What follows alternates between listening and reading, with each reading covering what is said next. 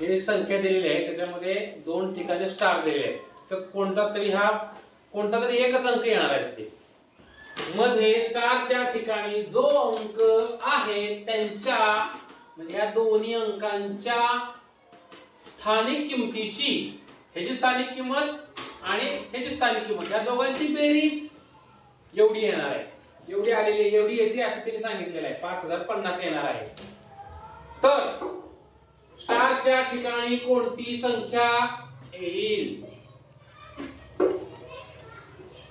एक ट्रिक लक्षात ठेवायची, इथं काहीही कॅल्क्युलेशन करत बसायचं नाही. तुम्हाला शिकवताना मी कॅल्क्युलेशन करून शिकवणार आहे परत, पण आता एक ट्रिक लक्षात ठेवायची. जेव्हा असं दिलेलं असतं त्यांच्या स्थानिक किमतीची बेरीज तुम्हाला दिलेली असते, इथे किती बेरीज झालेली आहे? 5050. ही 5000 आणि ह्याची बघा एकच दशक शतक हजार, म्हणजे इथं कोणता अंक असणार आहे बघा.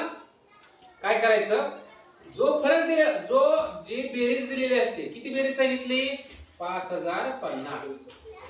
तर स्टारच्या ठिकाणी कोणती संख्या आहे?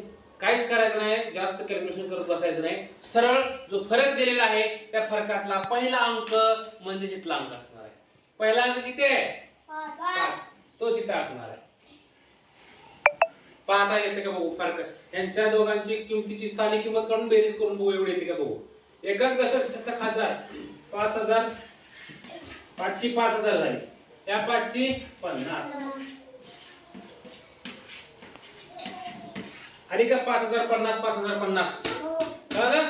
जेव्हा वजाबाकी करून फरक विचारलेला असतो, वजाबाकी करण्यासाठी फरक विचारलेला असतो, त्यावेळेला जो फरक दिलेला असतो त्यातला पहिला अंक घ्यायचा, त्याच्यामध्ये 1 मिळवायचा, तो ह्या स्टारच्या ठिकाणचा अंक असणार आहे.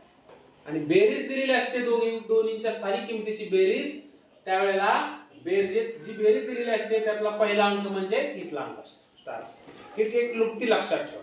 समजलं? चला.